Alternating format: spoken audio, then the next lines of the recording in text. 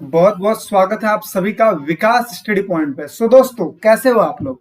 I hope so बढ़िया होंगे आप लोग, अच्छे से पढ़ाई चल रही होगी आपकी। और आज के हम इस वीडियो में देखने वाले हैं चैप्टर नंबर 3, जिसका नाम है बंधुत्व, जाति और वर्ग।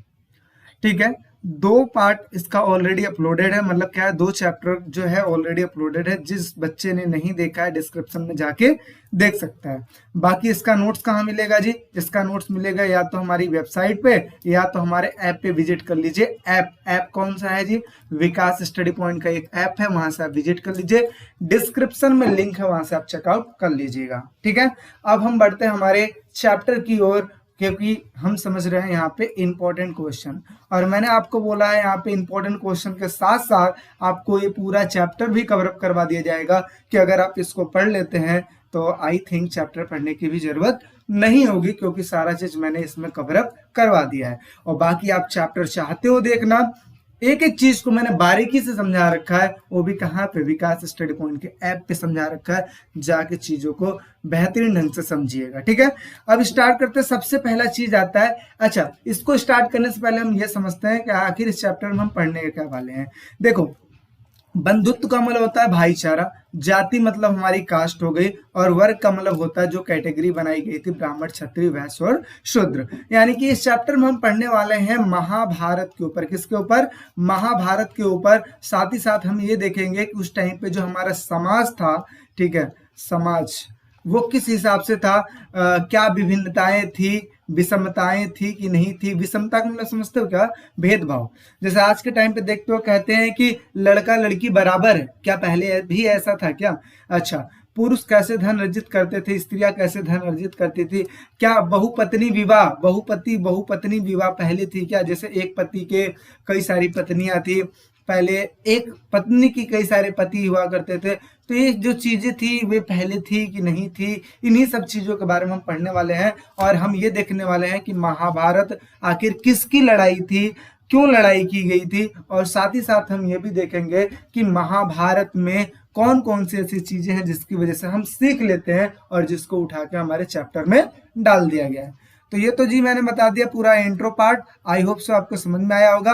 अब हम देखने वाले हैं यहाँ पे, एक एक करके यहाँ पे पढ़ने वाले हैं। सबसे पहले हम पढ़ते हैं जी, पहला क्वेश्चन है अंतर विवाह। अंतर विवाह और बहिर्विवाह में क्या अंतर है? देखो बहुत ही इजी है। अंतर विवाह का मतलब क्या होता है? अंतर विवाह में वैवाहिक संबंध समूह के भीतर ही होती है। यह समूह एक गोत्र, कुल, जाति अथवा एक ही स्थान पर बसने वाले जनों का हो सकता है। मतलब क्या है कि अंतर विवाह जो अपनी जाति में भी हो सकती है शादी, अपने गोत्र में भी शादी हो सकती है, अपने कुल में शादी हो जाती है, ठीक है, इन सभी में शादी हो सकती है। लेकिन अगर मैं बहिर्विवाह की बात करूं तो इसमें गोत्र में शादी नहीं होती है। आखिर ये गोत्र क्या है? तो गोत्र देखिए बहुत पहले बनाया गया था, और बनाया किसने था? ब्राह्मणों ने इस चीज को बनाया था। ठीक है, ब्राह्मणों ने इस चीज को बनाया था। ठीक है, ब्राह्मणों ने इस चीज को बनाया था, और ब्राह्मण के ही नाम पे गोत्र दिया गया है। यानी कि कई सारे जो ऋषि मुनि हुआ करते थे उन्हीं के नाम पे गोत्र मिला हुआ था। ठीक है, अब ये गोत्र एक्चुअल है क्या, इस चीज को समझे। मान लीजिए कि एक कोई ब्राह्मण है और ब्राह्मण के नाम पे किसी को गोत्र दे दिया गया, तो अब क्या होगा? ये मान लीजिए एक कोई व्यक्ति था और ये व्यक्ति को गोत्र मिल गया, इस ब्राह्मण का मिल गया। मतलब क्या है कि इस ब्राह्मण का ये गोत्र मिल गया। अब हुआ क्या? अब इसके बेटे होंगे, मान लो 2 बेटे हुए, तो एक बेटा ये हो गया, एक बेटा ये हो गया। आगे इसका भी वंश बढ़ेगा, एक बेटा इधर, एक बेटा इधर। ठीक है, मान लो किसी के 1 बेटे भी हो सकते हैं, किसी के 3 बेटे भी हो सकते हैं। आगे ऐसे करते करते करते करते वंश बढ़ता चला जाएगा ना। अब क्या होगा आगे चल के?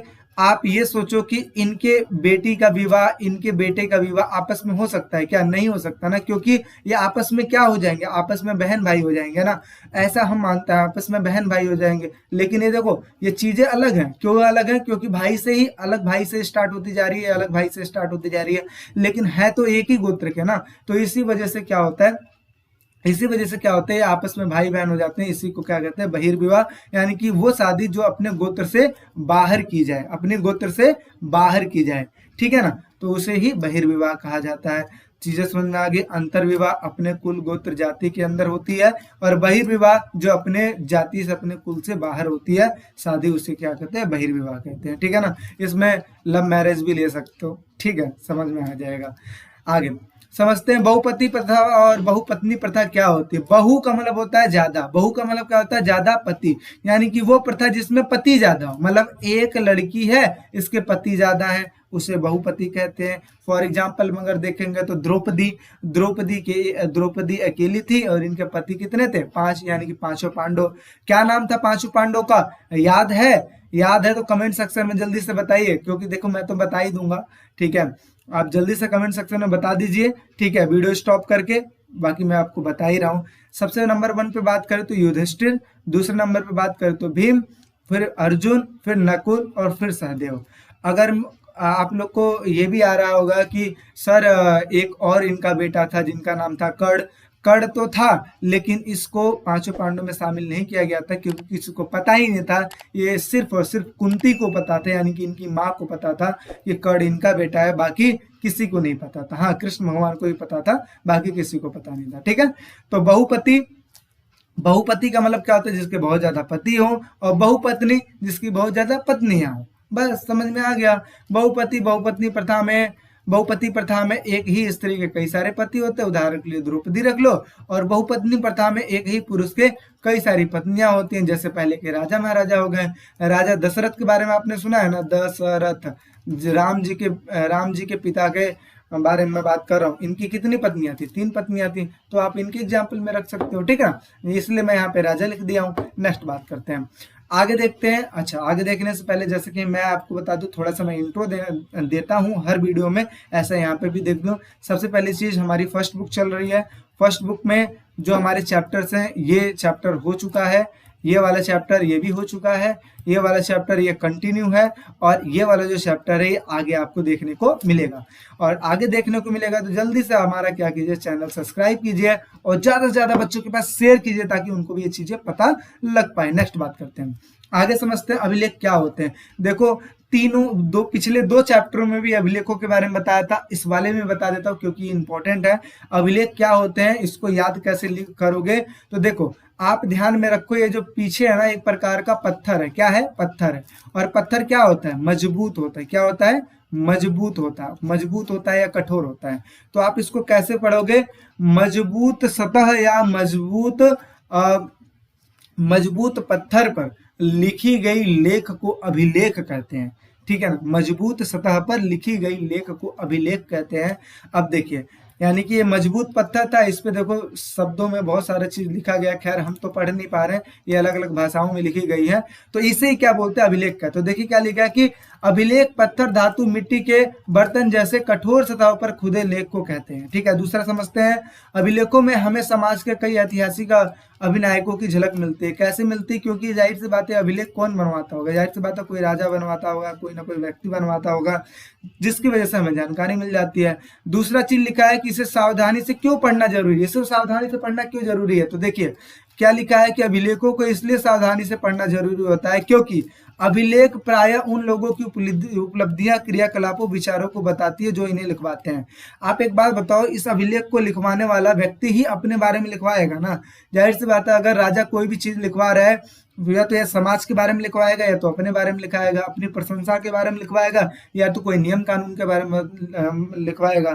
तो क्या एक नॉर्मल व्यक्ति के बारे में पता लग पा रहा है क्या इस अभिलेखों से, नहीं पता लग पा रहा है ना। तो ये प्रायः उन्हीं के क्रियाकलापों के बारे में, उन्हीं के विचारों के बारे में बताता है जो इसे क्या करते हैं, लिखवाते हैं, यानी कि जिसने इस चीज को लिखवाया होगा सिर्फ उसी के बारे में चीजें बताई जाती है। मैं आगे समझते हैं, हर एक अभिलेख किसी समुदाय खास के दृष्टिकोण से लिखा जाता था। जाहिर सी बात है, अब जो व्यक्ति जैसा होगा वो व्यक्ति वैसा लिखेगा। मान लो कोई गरीब व्यक्ति तो यही लिखेगा ना कि राजा का साम्राज्य अगर अच्छा है तो अच्छा लिखेगा, बुरा है तो बुरा लिखेगा। कोई धनी आदमी है तो अपने बारे में लिखेगा, कोई गरीब है अपने बारे में, कोई कैसा है वो अपने बारे में लिखेगा। तो इससे क्या होगा कि ये किसी विशेष समुदाय के खास दृष्टिकोण से लिखा जाता है, और इसलिए यह याद रखना आवश्यक हो जाता है कि ये ग्रंथ किसने लिखे, क्या लिखा, मतलब किसने लिखे और क्या लिखा, एवं किसके लिए इसकी रचना हुई है, यानी कि इन चीजों को हमें जांच पड़ताल करनी पड़ जाती है कि आखिर ये जो अभिलेख लिखे गए हैं ये क्यों लिखे गए हैं और किस उद्देश्य के साथ लिखे गए हैं, ये जानना बहुत ही ज्यादा जरूरी है। आगे, अगर हम इन ग्रंथों का इस्तेमाल सावधानी पूर्वक करें तो समाज में प्रचलित आचार और व्यवहार रीति रिवाजों के इतिहास लिखा जा सकता है। अगर हम इसे अच्छे से पढ़ लें, अच्छे से समझ लें, तो हमें समाजों के बारे में भी जानकारी देखने को मिल जाएगी। बढ़ते हैं अगले क्वेश्चन की ओर।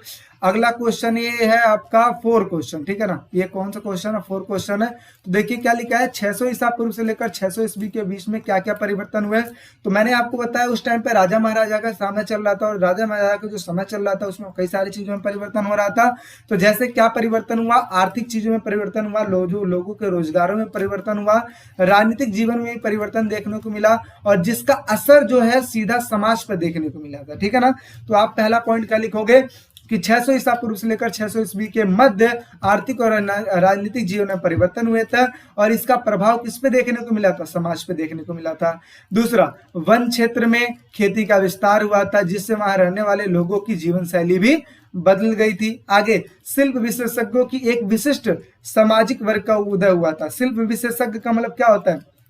वो व्यक्ति हो गए जो कि मूर्ति बनाते हैं, वो व्यक्ति हो गए जो मूर्तियों को तराशते हैं, नक्काशी करते हैं। इन लोगों का उदय हुआ, और साथ ही साथ देखा जाए तो बड़े जमींदारों का भी उदय हुआ, किसानों का उदय हुआ, श्रमिक वर्ग का जो काम करते हैं ना, उन व्यक्तियों का उदय हुआ जो दिहाड़ी पे काम किया करते थे, ठीक है ना।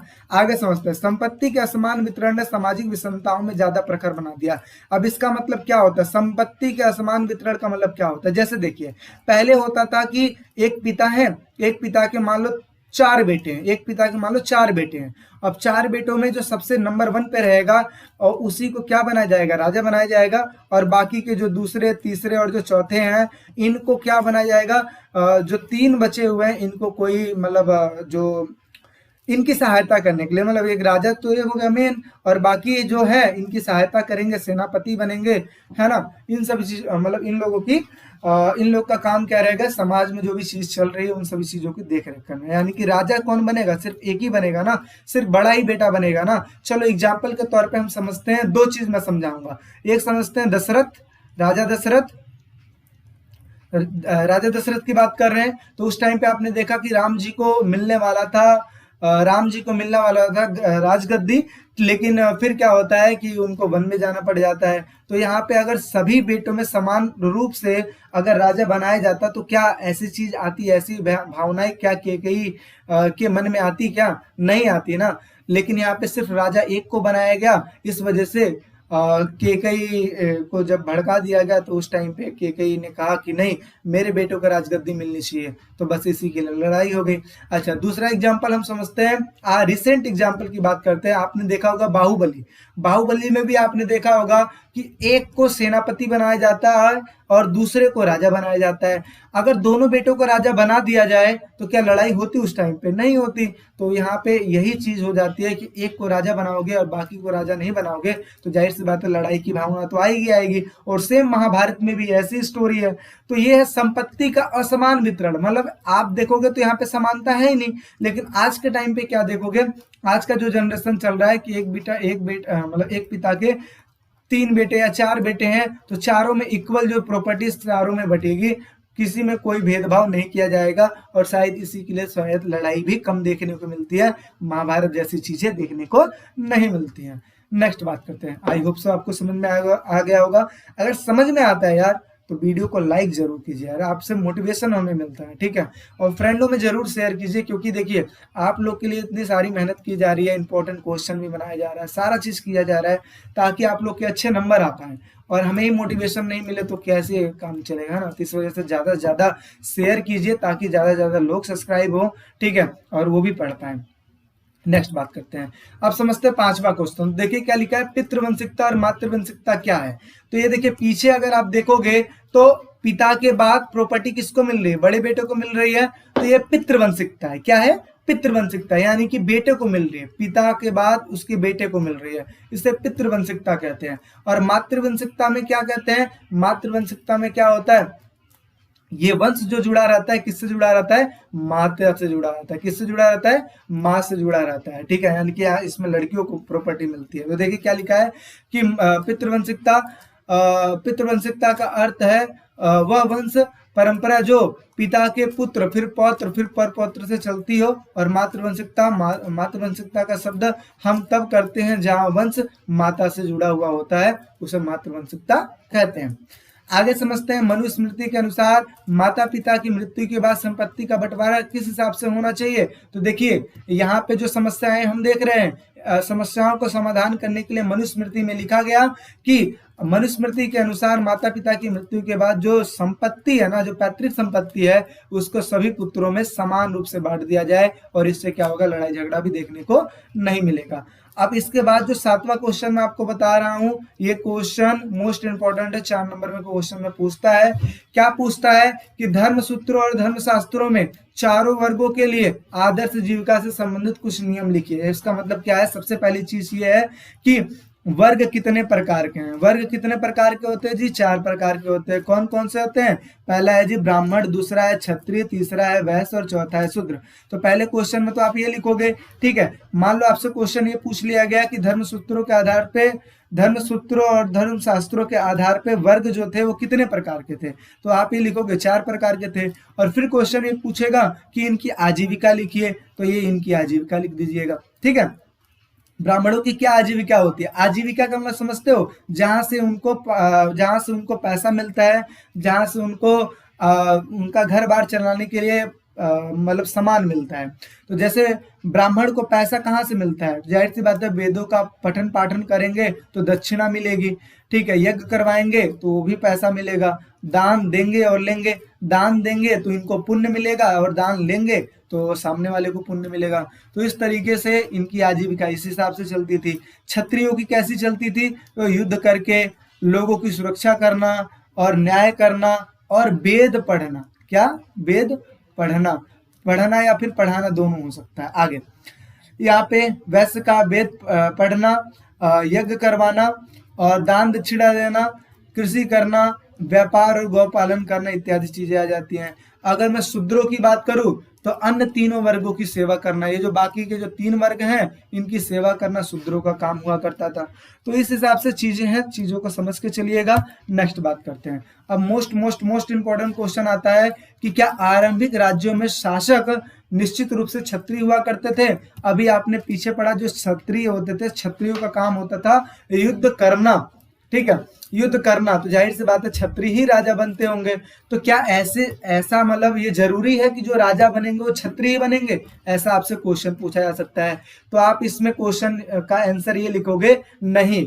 इस वजह से हम कह रहे हैं नहीं, क्योंकि हमें बहुत सारे ऐसे एग्जाम्पल मिले हैं जिसके थ्रू हम ये कह सकते हैं कि जो क्षत्रिय लोग थे उन्हीं को सिर्फ राजा बनने का अधिकार नहीं था। राजा कौन बन सकते थे, राजा वो बन सकते थे जो कि अपनी प्रजा की रक्षा कर पाए, जनता की रक्षा कर पाए और सबको कंट्रोल करके रख पाए और जनता उन पे बिलीव करे, ठीक है। इस वजह से वो राजा बन जाएंगे। तो देखिए, शास्त्रों के अनुसार राजा पद कई महत्वपूर्ण राजवंशों की उत्पत्ति दूसरे वर्णों से हुई। यानी कि अगर शास्त्रों के अनुसार अगर बात किया जाए तो राजा जो बने हुए थे इनकी उत्पत्ति कई सारे वर्णों से देखने को मिली है। ये जैसे कुछ लोग क्षत्रिय भी थे, कुछ लोग ब्राह्मण भी थे, कुछ लोग वैश्य भी थे और कुछ लोग शूद्र भी थे। तो ये कोई जरूरी नहीं है कि सिर्फ राजा सिर्फ क्षत्रिय ही बना करते थे। जैसे एग्जाम्पल के तौर पे देखा जाए तो मौर्य वंश में जो चंद्रगुप्त मौर्य था उसका क्या कास्ट था, कोई बता पाएगा? नहीं।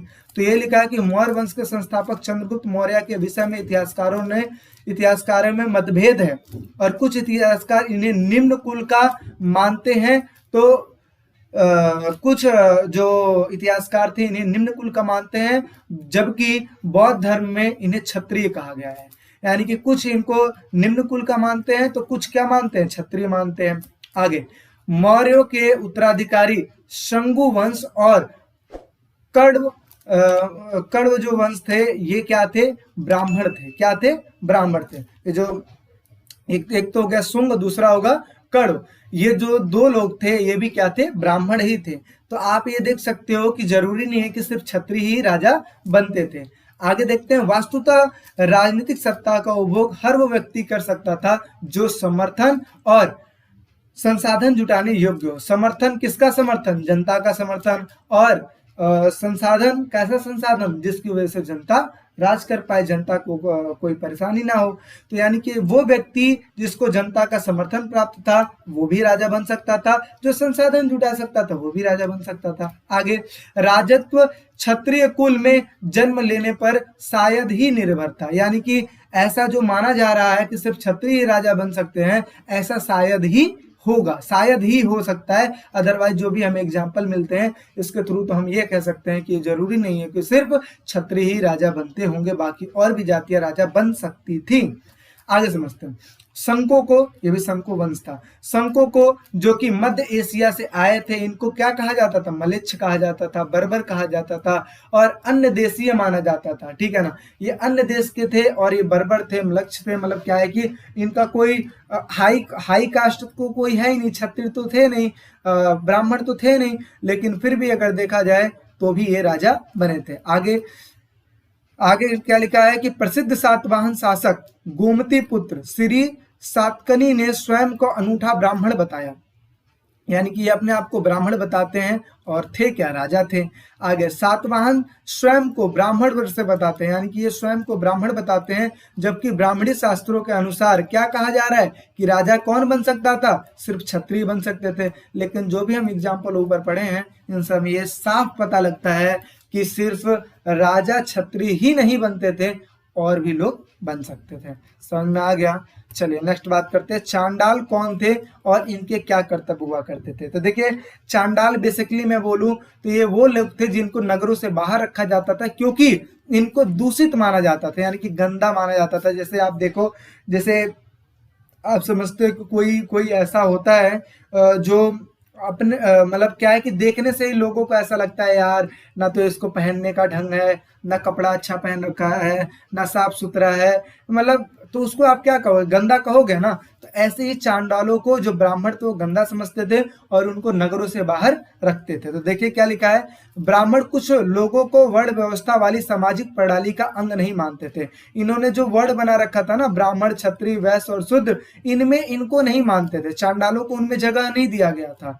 आगे देखिए क्या लिखा है कि इसके अलावा उन्होंने समाज के कुछ वर्गों को अस्पृश्य घोषित कर दिया गया था। अस्पृश्य का मतलब क्या है कि जिसको छुआ भी ना जा सके, यानी कि ब्राह्मण इनको छूते भी नहीं थे। आगे, छूना तो दूर, इनको देखना तक पसंद नहीं करते थे, इनकी परछाइयों से भी दूर रहते थे। तो यही चीज है।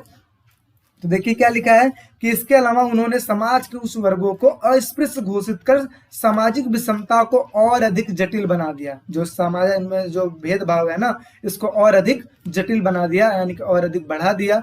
आगे, ब्राह्मणों का यह मानना था कि कुछ कर्म विशेष रूप से अनुष्ठानों से संबंधित पवित्र होते हैं, यानी कि ब्राह्मण कहते थे कि कुछ ऐसे कर्म होते हैं जो कि पवित्र होते हैं और इसको कौन कराते हैं, सिर्फ और सिर्फ ब्राह्मण कराते हैं। जैसे घर में कोई पूजा हो गया, पाठ हो गया, रामायण हो गया, है ना, इन सब चीज को करवाते हैं। तो ये चीज है। आगे, पवित्रता के इस पहलू के ठीक विपरीत कुछ ऐसे भी कार्य थे जिन्हें क्या माना जाता था, दूषित माना जाता था। जैसे शवों का अंत्येष्टि करना, मतलब शवों को जलाना, ठीक है, तो इसको क्या माना जाता था, दूषित माना जाता था। और मृत पशुओं को छूना, कई बार जो पशु मर जाते थे तो उनको छूना, ये भी क्या माना जाता था, दूषित माना जाता था। और वो कार्य कौन करता था, छूने वाला कार्य कौन करता था, उसको जलाने और दफनाने का काम कौन करता था, वो करते थे चांडाल। और इसी वजह से ब्राह्मण इनको दूषित समझते थे। आगे, ऐसे कार्य करने वाले चंडाल कहा जाता था। स्वयं को सामाजिक क्रम में ऊंचा समझने वाले लोग इन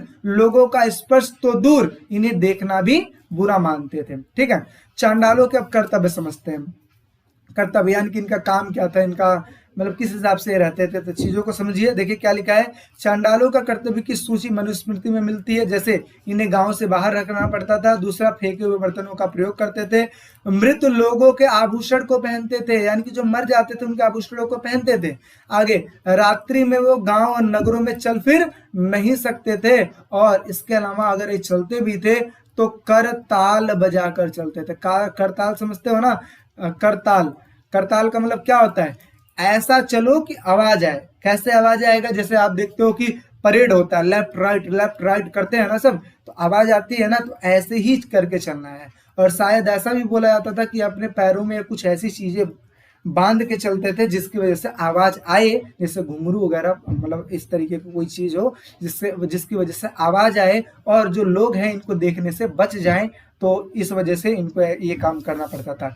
अब देखिए अगला जो क्वेश्चन है वो लिखा है कि जो चीन के यात्री थे ना, चीन के 2 यात्री थे जिन्होंने इन चांडालों के बारे में बताया है, कि इन चांडालों के बारे में बताया है कि ये लोग दूसरे लोग इन लोगों के साथ कैसा ट्रीट करते थे, कैसा बर्ताव करते थे। तो देखिए क्या लिखा है कि चीनी यात्रियों का वृत्तांत जो उन्होंने चंडालों के बारे में लिखा है, क्या लिखा है कि चीनी यात्रियों का वृत्तांत कुछ इस प्रकार है। पहला जो यात्री था जिसका नाम था फासियन, क्या नाम है, फासियन। तो देखिए चीन से आए और ये क्या थे, बौद्ध भिक्षु थे, ये बौद्ध भिक्षु थे, यानी कि बुद्ध धर्म को अपना रखे थे। तो देखिए क्या लिखा है कि चीन से आए बौद्ध भिक्षु फासियान का कहना था कि अस्पृश्यों को सड़क पर करताल बजाकर अपने होने की जानकारी देनी पड़ती थी, यानी कि करताल बजा के चलना पड़ता था और इससे ये पता लगे कि हाँ भाई वो आ रहे हैं, जिससे दूसरे लोग उनको देखने के दोस्त से बच जाए।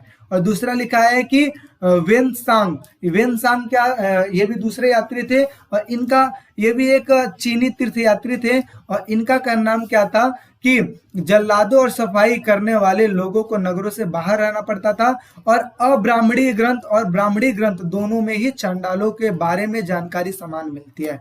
अब देखिए दोनों ये क्या है, अब्राह्मणी ग्रंथ और ब्राह्मणी ग्रंथ क्या है। वो ग्रंथ जिसकी रचना ब्राह्मणों ने की थी उसको कहते हैं ब्राह्मणी ग्रंथ, वो ग्रंथ जिसकी रचना ब्राह्मण नहीं बल्कि कोई और वर्ग वाला किया होगा उसको कहते हैं अब्राह्मणी ग्रंथ। लेकिन अगर दोनों में देखा जाए तो जो चांडालों के बारे में जो जानकारी है वो समान रूप से मिलती है। इस वजह से हमें विश्वास होता है कि हाँ भाई चांडाल वाली जो चीज है ऐसा कोई व्यक्ति रहा, मतलब कोई ना कोई समूह ऐसा रहा होगा जिसको नगरों से बाहर रहना पड़ता होगा। लेकिन कभी कभी एक अलग सामाजिक वास्तविकता का भी इशारा मिलता है। देखो हमेशा ये कहा जाता है कि इतिहास पूरा सटीक नहीं है ना। हमें पता कैसे लगता है, अरे सबूत मिल गया तो पता लग जाएगा, किताबों में लिखा है तो पता लग जाएगा, ग्रंथों में लिखा है तो पता लग जाएगा, कहीं लिखा हुआ है, अभिलेखों में लिखा गया तो पता लग जाएगा, सामानों से पता लगेगा। लेकिन कोई सटीक बता पाएगा क्या, नहीं बता पाएगा। तो इसके पक्ष और विपक्ष दोनों पहलू होते हैं, इस चीजों को समझ के रखिएगा। लेकिन आपको पढ़ना तो ऐसे ही है। चलिए नेक्स्ट बात करते हैं, आगे समझते हैं। मनुस्मृति के अनुसार पुरुष कुल कितने तरीकों से धन अर्जित कर सकते थे। तो बहुत ही इजी और बहुत ही इंपॉर्टेंट है क्योंकि ऐसे क्वेश्चन पूछे भी गए थे पिछले साल से पिछले साल। देखिए मनुस्मृति के अनुसार पुरुष 7 तरीकों से धन अर्जित कर सकता था। कौन सा, पहला विरासत। विरासत समझते हो, दादा परदादा छोड़ के गए आपके लिए, उसको कहते हैं विरासत। जैसे विरासत में आपको घर मिल जाता है, विरासत में कार मिल जाती है, बहुत सारी चीजें मिलती है। जैसे अच्छा कई लोगों को वो भी नहीं मिलता है, तो ऐसा मत समझना कि मैं सभी की बात कर रहा हूँ, ठीक है। तो आगे समझते हैं खोज। कई बार ऐसा होता था कि आप अगर किसी जगह की खोज कर लेते हो तो ऐसा माना जाता था, जैसे ऐसा माना जाता था कि वो जो चीज है वो आपकी हो जाएगी, खोज कर लिए तो वो आपकी हो गई। अच्छा एक बात बताओ कि रास्ते में अगर आपको कोई चीज गिरा हुआ मिल गया, जैसे मान लो 100 का नोट गिरा हुआ मिल गया, ठीक है, और आपने उस 100 के नोट को उठा लिया। अब उठा के आप जाने लगे, कुछ दूर बाद आप जब कुछ दूर बाद जब आप अपने घर पहुंचते हो तो आपका भाई कहता है कि आप अपने भाई को बातें बता दिए और उसके बाद आपका भाई कहता है कि लाओ 100 रुपये मुझे दे दो। तो क्या आप उनको दे दोगे, क्या नहीं दोगे ना, कहोगे ये मुझे मिला है तो किसका हो गया, मेरा हो गया, मतलब संपत्ति किसकी हो गई, मेरी हो गई। तो ऐसे ही जिस चीज की आपने खोज की है वो संपत्ति किसकी हो जाएगी, आपकी हो जाएगी। आगे खरीद। अगर आप कोई भी चीज खरीदते हो और उसके महंगे दामों को बेचते हो तो जाहिर सी बात हो आपकी होगी, ठीक है। और नहीं भी बेचते हो तो भी तो बहुत सारा काम होता है, तो उस चीज तो आपकी ही है ना। आगे विजय प्राप्त करके। अब राजा महाराजा क्या करते थे, दूसरों को मारते थे, दूसरे राज्यों को परास्त करते थे और उनकी सारी प्रॉपर्टी, उनका राज्य, उनका सब चीज उनका हो जाता था। तो विजय प्राप्त करने के बाद भी धन अर्जित कर सकते थे। निवेश मतलब इन्वेस्टमेंट करने के बाद भी उनको फायदा मिलता था, तो जाहिर सी बात है वो भी उन्हीं की संपत्ति हुई ना। कार्यों के द्वारा, अगर आप कार्य कर रहे हो तो जाहिर सी बात है पैसा तो आपको मिलेगा ही, तो इससे भी आप धन अर्जित कर ही सकते हो। आगे सज्जनों द्वारा दी गई भेंटों को स्वीकार करके। अगर कोई है जो आपको भेंट दे रहा है, जैसे आपके मामा हो गए, भैया हो गए, चाचा हो गए, जो आपको पैसा देते हैं और स्नेह के रूप में पैसा देते, तो भी तो आपका ही पैसा होता है ना। अब आगे समझते हैं कि मनुस्मृति के अनुसार स्त्रियां किस प्रकार से धन अर्जित कर सकती थी। अभी तो हमने पढ़ लिया ना पुरुष कैसे धन अर्जित कर सकते थे, और फिर हम समझेंगे स्त्रियां कैसे करती थी। तो देखिए पहली चीज, स्त्रियां 6 तरीकों से धन अर्जित कर सकती थी। कौन से? पहला है कि वैवाहिक अग्नि के सामने, अगर उनका विवाह हो रहा है तो उस टाइम पे अग्नि के सामने जो भी उनको पैसा दिया जाता है वो उनका पैसा होता है। दूसरा, वधूगमन के समय मिली हुई भेंट, यानी कि जब लड़की की विदाई होती है तो उस टाइम पे जो भेंट मिलता है वो भी जाहिर सी बात है किसका होगा? वधू का ही होगा। आगे, स्नेह के प्रतीक के रूप में, अब आपके भैया आ गए आपसे मिलने के लिए, पापा आ गए मिलने के लिए, मामा आ गए मिलने के लिए, तो पैसा देंगे तो किसका होगा? आपका ही होगा ना। नेक्स्ट बात करते हैं, भाई माता पिता द्वारा दिया गया उपहार, जैसे देखते हो ना उपहार मिलता है, रक्षाबंधन पे उपहार मिलता है, भैया दूज पे मिलता है, बहुत सारी चीज है। आगे, परवर्ती काल में मिली हुई भेंट, यानी कि शादी के बाद जितने भी भेंट आपको मिलते हैं वो सब तो भेंट ही भेंट होते हैं, वो सारा पैसा किसका होता है? स्त्रियों का ही होता है। और इसके अलावा वह सब कुछ जो उसके अनुरागी पति से मिलता है, यानी कि पति का जो पैसा भी मिलता है वो भी किसका होता है? वो स्त्री का ही होता है। अब ये मत समझना पूरा पैसा कमा के और स्त्री के हाथ में दे दो तो उसकी प्रॉपर्टी हो जाएगी, नहीं। पति जो अपने आप से दे दे कि ये लो ये आपका है, मतलब खर्चा पानी ये सारा चीज वो उसका होगा, ठीक है। तो इस तरीके से 6 तरीके हैं जिसकी वजह से स्त्रियां धन अर्जित करती थी। समझ में आ गया? अब दोनों में एक चीज देखोगे तो दोनों के तरीके अलग अलग हैं। क्या एक दूसरे से मैच खा रहे हैं क्या? हाँ, बस एक ही पॉइंट मैच खा रहा है, ये सज्जनों के द्वारा दी गई भेंट, और बाकी क्या है? सब अलग अलग है ना। तो इस चीज को याद रखिएगा कि स्त्री और पुरुष में भेदभाव पहले था। आगे समझते हैं। अगला है, महाभारत के लेखक कौन है? बहुत सारे लोगों ने बहुत सारे जगहों पे ऐसे क्वेश्चन पूछे जाते हैं कि आखिर महाभारत के लेखक कौन है, और सारे बच्चे कंफ्यूज रहते हैं कि भैया महाभारत के लेखक कौन है। तो देखिए, अगर मैं साफ और स्पष्ट रूप से आपसे कहूं कि अगर कोई सीधा आपसे पूछता है कि जी महाभारत का लेखक कौन है, तो आप क्या कहोगे? ऋषि वेद व्यास कहोगे। क्या कहोगे? ऋषि व्यास यहाँ पे लिखा है, लेकिन आप ये याद रखना ऋषि वेद व्यास, इनको आप क्या कहोगे? महाभारत के रचनाकार कहोगे। क्योंकि ऐसा माना जाता है कि जो महर्षि वेद व्यास हैं, जो ऋषि वेद व्यास हैं, इनके कहने पर ये बोलते गए थे और ये बोलते गए थे और गणेश जी लिखते गए थे, और इस तरीके से महाभारत की रचना हुई है। तो ये तो आप सीधा सटीक एक रूप में बोल दोगे, लेकिन आप इस चीज को ध्यान में रखिएगा कि जो महाभारत की जो कथा है, जो महाभारत की कथा है काफी पुरानी है, और इसको लिखते गए, तो इसमें बहुत सारे लोग हैं जो जिनको कम मतलब जितनी भी बातें पता लगेगी वो धीरे धीरे ऐड करते चले गए। जैसे मान लो कि पहले मान लो पुस्तक ढूंढी गई महाभारत की, तो पता लगता है इतने सारा है। अच्छा, फिर लोगों को पता लगा कि यार कुछ और भी चीजें मिली गई, इसको भी ऐड कर दिया, कुछ और चीजें मिली, इसको भी ऐड कर दिया गया, तो ये सब पुस्तक का ही भाग होगा ना। तो इसी वजह से अब इसको लिखने वाले अलग थे, इसको लिखने वाले अलग थे, इसको लिखने वाले अलग थे। तो कुछ लोग कहते हैं कि भाई ये भी रचनाकार है, ये भी रचनाकार है, और ये भी रचनाकार है। तो देखिए, अगर एक्चुअल की बात किया जाए तो ऋषि वेद व्यास को कहेंगे, और बाकी और भी जो है जिनके बारे में कहा जाता है कि भाई इसने भी रचना किया था, उनको भी हम समझते हैं। अब देखिए, सूत समझते हो क्या होता है? सूत वो लोग होते हैं जो एक तरीके से सारथी समझते हो ना, कि युद्ध में जाते हैं और देखते हैं कि भाई क्या हुआ है आज के युद्ध में। अच्छा, आज ये सैनिक मारा गया है, या फिर आज ये जो शासक था वो मारा गया है, या ये राजा था ये मारा गया है। तो इन सभी चीजों को देखकर क्या आएंगे? रात को बैठ के लिखेंगे। तो ऐसे करते महाभारत की रचना में इनका भी योगदान है, यानी कि सूत का भी योगदान है। तो देखिए, एक एक पढ़ते जाता हूँ, चीजों को समझाते जाता हूँ। अब यहाँ से करते हैं पेन का कलर थोड़ा चेंज, क्योंकि पेन के कलर चेंज करने से थोड़ा सा लगेगा कि हाँ। अब देखिए, ध्यान समझिएगा, महाभारत का लेखक कौन है? यह विवाद का विषय है, यानी कि विवाद का विषय है। यह माना जाता है कि मूल कथा के रचयिता कौन है? भट्ट सारथी है। जो एक्चुअल जो मूल कथा है ना, जो युद्ध वाली जो बात है ना, ये कौन है? भट्ट सारथी है, और जिन्हें क्या कहा जाता है? सूत कहा जाता है। यह क्षत्रिय योद्धाओं के साथ युद्ध में जाया करते थे और जीत एवं उपलब्धि के बारे में कविता लिखते थे, यानी कि जो भी युद्ध में हुआ करता था उस चीजों को लिखा जाता था। इसी वजह से इनको भी रचनाकार का एक हिस्सा माना जाता है। आगे, इन रचनाओं का प्रेषण मौखिक रूप से होता था, यानी कि इसको किस हिसाब से लिखा जाता है? मौखिक रूप से। अब वो जो चीज देख के आते थे, जाहिर सी बात उन्होंने देखा है तो मुंह से बोलेंगे तभी तो लिखा जाएगा, तो ये मौखिक रूप से इनका वो हुआ था। आगे, 5वीं सदी ईसा पूर्व में ब्राह्मणों ने इस कथा परंपरा पर अपना अधिकार कर लिया तथा इसे आगे लिखा। यानी कि 5वीं सदी में ब्राह्मणों ने इस पे अपना अधिकार कर लिया तथा इसे आगे कंटिन्यू किया लिखना।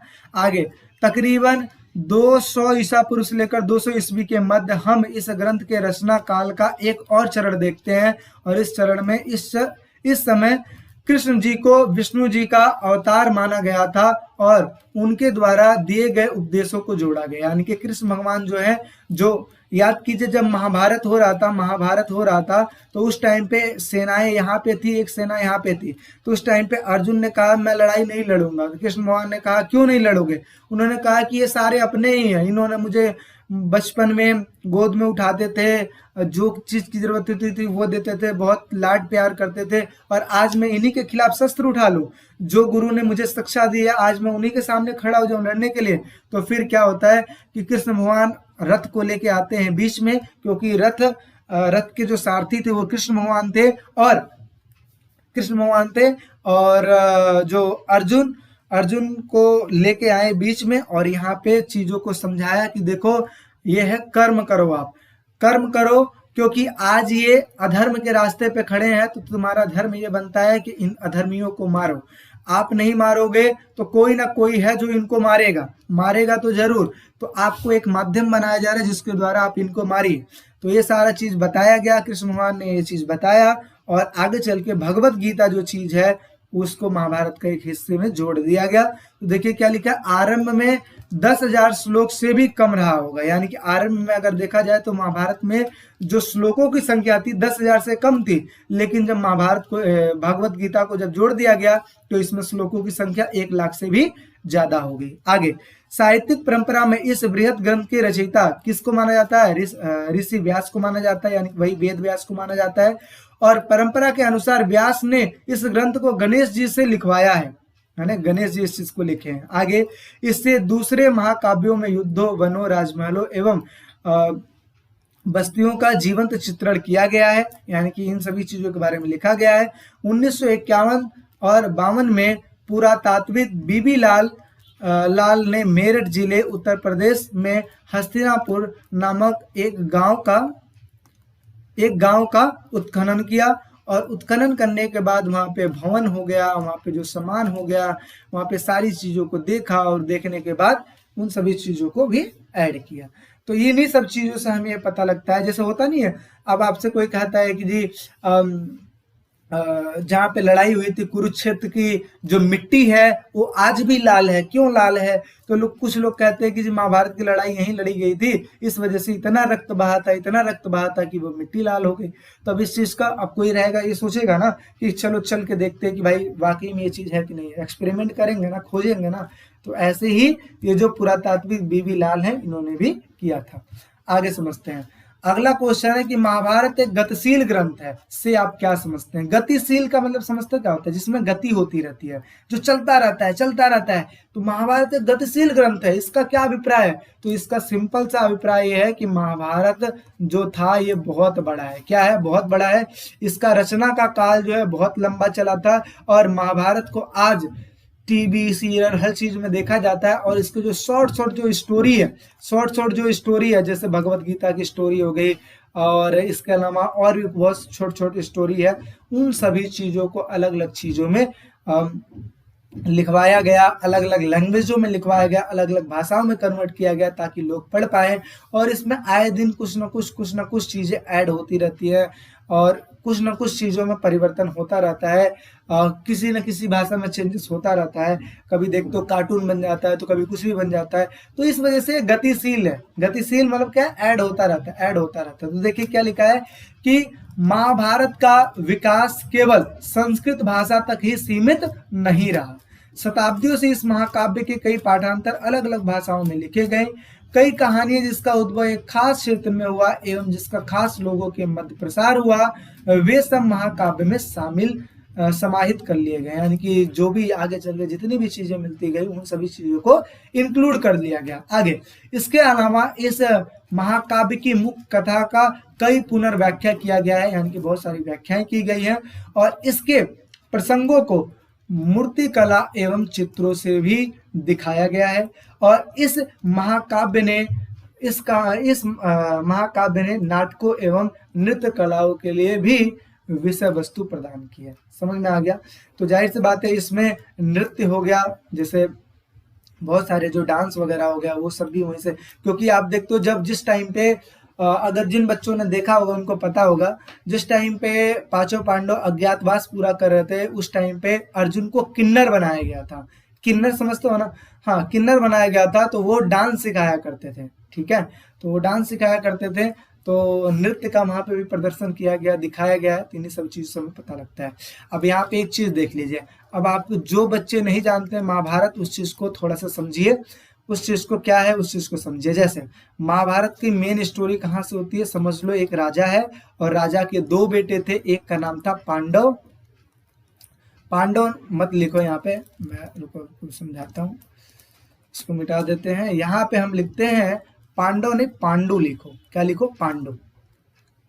और दूसरे का नाम था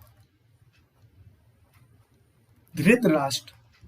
क्या नाम था? धृतराष्ट्र। यानी कि एक राजा थे, इनके दो बेटे थे, पांडु और धृतराष्ट्र। पांडु जो थे ये थे छोटे, क्या थे? छोटे थे। और जो धृतराष्ट्र थे ये सबसे बड़े थे। अब बड़े तो थे लेकिन ये क्या थे? अंधे थे। बड़े थे लेकिन अंधे थे। अब हुआ ये कि हस्तिनापुर की जो गद्दी है वो राजा के बाद किसको दी जाएगी? तो लोगों ने कहा कि इस गद्दी को मिलना चाहिए, इस गद्दी को दिया जाना चाहिए। किसको? धृतराष्ट्र को दिया जाना चाहिए। तो धृतराष्ट्र को जब ये गद्दी दिया जा रहा था तो लोगों ने ऑब्जेक्शन ये उठाया कि ये अंधे हैं और अंधा राजा अगर रहेगा तो प्रजा कैसे काम कर पाएगी। तो फिर आगे चल के होता ये है कि उनको मजबूर करके अब गद्दी किसको दे दी जाती है? पांडु को दे दी जाती है। पांडु क्या करते हैं? राजपाट अपना चलाते हैं, जैसे तैसे चलाते हैं, और चलाने के बाद इनको भी श्राप मिल जाता है, और फिर श्राप के बाद क्या होती है? इनकी डेथ हो जाती है। जब इनकी डेथ हो जाती है तो अब इनके जो बेटे होते हैं, अब ये देखा जाता है कि इनका बेटा सबसे बड़ा है कि इनका बेटा सबसे बड़ा है। तो पता लगता है कि इनका जो पांडु का जो बेटा पैदा हुआ था युधिष्ठिर, ठीक है, युधिष्ठिर वो सबसे बड़ा है, युधिष्ठिर सबसे बड़ा है। और यहाँ पे जो दुर्योधन पैदा हुआ था, दुर्योधन पैदा हुआ था ये युधिष्ठिर से छोटा था। अब ये हुआ, दुर्योधन का कहना ये था, अब ये देखो पांडु के जो बेटे हुए थे ये 5 बेटे थे, युधिष्ठिर, भीम, नकुल, सहदेव, ठीक है, और अर्जुन भी थे, यानी कि 5 पांडव थे। और ये जो थे धृतराष्ट्र के जो बेटे थे वो कितने थे? 100 थे, यानी कि दुर्योधन को मिलाकर टोटल 100 बेटे थे। अब 100 बेटे तो थे लेकिन युधिष्ठिर इसमें सबसे बड़ा निकला ना, तो इस वजह से गद्दी किसको मिलनी चाहिए? युधिष्ठिर को। लोग कहते थे गद्दी किसको मिलनी चाहिए? युधिष्ठिर को, क्योंकि इनके पिता राजा थे। अब दुर्योधन का कहना ये था कि मेरे पिता राजा नहीं बने, चलो मैं मानता हूं क्योंकि वो डिसेबल थे, ठीक है, लेकिन अगर देखा जाए तो इनका बेटा तो मैं ही हूं ना बड़ा, तो मुझे गद्दी मिलना चाहिए। तो इसी बात की लड़ाई हुई थी, और आगे चल के 5 पांडव और दुर्योधन में लड़ाई जब हुई तो अंततः जो जीत हुई थी 5 पांडव की। और किसकी वजह से हुई थी? वो हुई थी कृष्ण भगवान की वजह से, और जिसकी वजह से युद्ध में विजय मिल जाता है। तो ये पूरी स्टोरी है महाभारत की, ठीक है, इसको मैंने आपको समझा दिया। अब नेक्स्ट बात कर लेते हैं। अगला यहाँ पे देखिए क्या लिखा है, स्पष्ट कीजिए कि विशिष्ट परिवारों में पितृवंशिकता क्यों महत्वपूर्ण रही होगी। तो यही लिखा है कि विशिष्ट परिवारों में पितृवंशिकता क्यों महत्वपूर्ण रही होगी। तो देखिए विशिष्ट परिवारों में पितृवंशिकता इस वजह से महत्वपूर्ण रही होगी क्योंकि पहले के टाइम पे जो बड़ा बेटा था उसी को राजगद्दी मिलता था। तो पहले ही डिक्लेयर कर दिया गया था कि भाई देखो जो बड़ा है उसी को गद्दी मिलेगा। हर जगह पे यही सिलसिला चल रहा है कि भाई जो सबसे बड़ा है उसको राजगद्दी मिलेगा, अगर आप बड़े बेटे हो तो आपको ही मिलेगा, छोटे को नहीं मिलेगा। तो यही लिखा है कि विशिष्ट परिवार में अधिकांशतः राजवंशों में लगभग 6वीं शताब्दी ईसा पूर्व से पितृवंशिकता प्रणाली का अनुसरण किया गया, और इसका एक कारण यह था कि पितृवंशिकता में पुत्र पिता की मृत्यु के बाद उनके संसाधनों पर अधिकार कर सकते थे, यानी कि पिता के मरने के बाद जो बेटे हैं उनके संपत्ति पर अधिकार कर सकते थे। राजा का पुत्र पिता की मृत्यु के बाद सिंहासन पर बैठता था, और पितृवंशिकता के प्रति झुकाव शासक परिवारों के लिए कोई अनूठी बात नहीं थी। यानी कि पितृवंश, अगर ये बात किया जाए कि पितृवंशिकता की अगर बात किया जाए तो ये कोई ऐसी महत्वपूर्ण बात नहीं थी, क्योंकि बहुत पहले से परंपरा चली आ रही थी। आगे, समाज में पुरुषों के महत्व का पता पितृवंशिकता से होता है।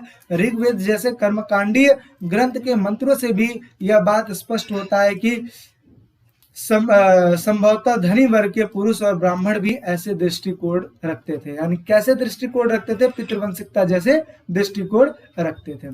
समझ में आ गया ना? तो यही जो चीजें हैं जिसमें मैंने आपको बताया कि पितृवंशिकता इसी वजह से इंपॉर्टेंट रही होगी क्योंकि पहले ही डिक्लेयर कर दिया जाता था कि जो बड़ा बेटा रहेगा उसी को संपत्ति मिलेगी। लेकिन आज के टाइम पे आप देखते हो सारे बेटे को, जितने भी बेटे हैं, सबको समान रूप से संपत्ति मिलती है। अब यहाँ पे लास्ट आपके लिए एक होमवर्क ये है कि आरंभिक समाज में स्त्री और पुरुष के संबंधों की विषमताएं कितनी महत्वपूर्ण रही होगी। यानी कि उस समय स्त्री और पुरुष में जो विषमताएं थी, जो भेदभाव थी, वो कितनी महत्वपूर्ण रही होगी। तो इसका देखो मैंने आंसर आपको तो पहले दे ही दिया है। क्या आंसर है? हिंट मैं आपको बता देता हूं और हिंट के तौर पे मैं यहाँ पे आपको दिखा दूं। एक तो विषमता आप यहाँ पे देखें क्योंकि पुरुष धन अर्जित अलग तरीके से करता है और स्त्री धन अर्जित अलग तरीके से करती है। इसके साथ साथ अगर देखा जाए तो पहले के टाइम पे जो पत्नी है, पत्नी पर अधिकार होता है पति का, पत्नी पर अधिकार होता है पति का। तो इस वजह से ऐसा बोला जाता है कि ये भी एक प्रकार की संपत्ति का ही हिस्सा है। कैसे?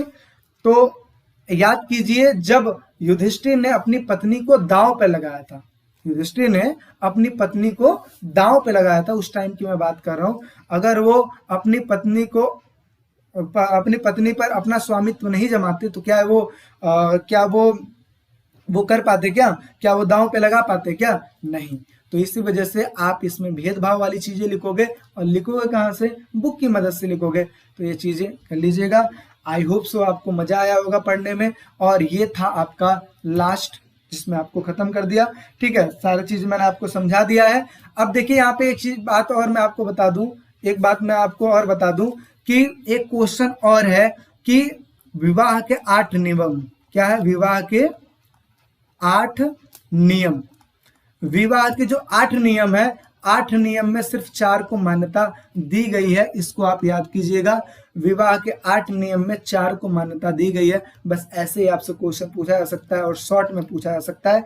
ठीक है, और बाकी मुझे लगेगा कि ये इंपॉर्टेंट है, तो जब मैं सैंपल पेपर कराऊंगा तो उसमें आपको क्लियर करवा दूंगा। वैसे तो कुछ है नहीं है, विवाह के 8 नियम में 4 इंपॉर्टेंट है। बस इस चीज को समझ लीजिएगा, एक पैराग्राफ है, बस ये चीज। ठीक है, और बाकी देखिए जो मेरे कोर्स के थ्रू पढ़ रहे हैं, विकास स्टडी पॉइंट के थ्रू पढ़ रहे हैं, हमारे ऐप से पढ़ रहे हैं, वहां पे मैंने हर एक चीज को, चाहे विवाह का 8 नियम हो, चाहे ये क्वेश्चन हो, चाहे कोई भी क्वेश्चन हो, सब चीज मैंने वहां पे बता रखा है। तो आई होप सो आपको अच्छा लगा होगा। और नोट्स पाने के लिए तो आपको पता है विकास स्टडी पॉइंट का ऐप डाउनलोड कर लीजिए या फिर हमारी वेबसाइट पे विजिट कर लीजिए। और साथ ही साथ अगर कहा जाए तो अगर आप चैनल पे नए हैं तो सब्सक्राइब जरूर कर लीजिए। और मिलते हैं एक नेक्स्ट वीडियो में अगले इंपॉर्टेंट चैप्टर के साथ। अभी के लिए बाय बाय।